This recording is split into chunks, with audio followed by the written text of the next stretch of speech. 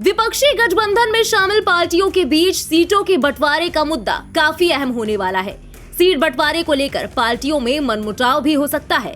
खासकर सबसे बड़े सियासी सूबे यूपी की बात करें तो यहाँ मामला ज्यादा पेचीदा नजर आ रहा है, लेकिन सियासी गलियारों में सीट शेयरिंग का फॉर्मूला तय हो चुका है।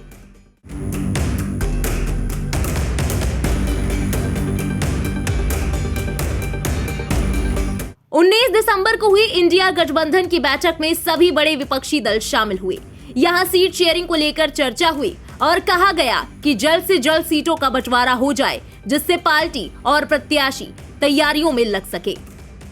इस बीच लोकसभा चुनाव के मद्देनजर उत्तर प्रदेश में सीट के बंटवारे को लेकर भी राजनीतिक कयास लगने शुरू हो गए हैं।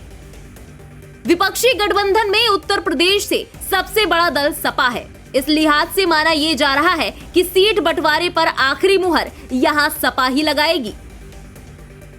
माना यह जा रहा है कि यूपी में दिसंबर के अंत तक सीटों के बंटवारे पर समझौता हो सकता है। 2017 के विधानसभा चुनाव में कांग्रेस और समाजवादी पार्टी का गठबंधन हुआ था।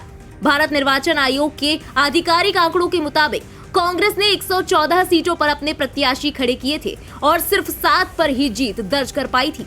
पूरे प्रदेश में कांग्रेस का वोट शेयर 6.25% था।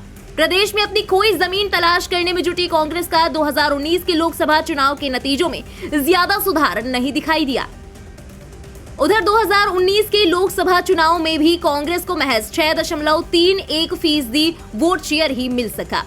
कांग्रेस को इन चुनावों में सिर्फ अपनी पारंपरिक रायबरेली सीट पर जीत हासिल हुई थी। वहीं पार्टी का दूसरा गढ़ माने जाने वाले अमेठी में राहुल गांधी को शिकस्त का सामना करना पड़ा था। अमेठी के अलावा फतेहपुर सीकरी और कानपुर ऐसी लोकसभा सीटें हैं जहां पर 2019 में कांग्रेस दूसरे नंबर पर रही थी। सहारनपुर, बाराबंकी, लखनऊ, उन्नाव और वाराणसी उन लोकसभा सीटों में शामिल हैं जहां पर पार्टी को 1.5 लाख से ज्यादा वोट हासिल हुए थे।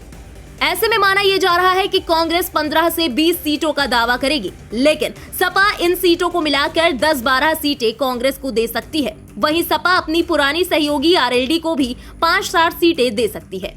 यहाँ एक सीट ऐसी है जहां गठबंधन की तरफ से प्रत्याशी ना उतारने की उम्मीद जताई जा रही है, जबकि 60 सीटों पर सपा दावेदारी कर सकती है। फिलहाल तो राजनीति के जानकार इस सीट शेयरिंग फॉर्मूले को ही अंतिम मान रहे हैं, लेकिन देखना अहम होगा कि राजनीतिक पंडितों द्वारा तय किए गए इस फॉर्मूले पर विपक्षी गठबंधन की मुहर लगती है या नहीं। ब्यूरो रिपोर्ट, इंडिया पब्लिक खबर। फिलहाल इस पूरी खबर पर आपकी क्या राय है, कमेंट में लिखकर जरूर बताएं। लोकसभा चुनाव से जुड़ी तमाम लेटेस्ट अपडेट्स और देश दुनिया की बाकी खबरों के लिए सब्सक्राइब करें इंडिया पब्लिक खबर के यूट्यूब चैनल को और बेल आइकन दबाएं ताकि चैनल से जुड़ी सारी लेटेस्ट अपडेट्स आप तक वक्त से पहुंच पाए।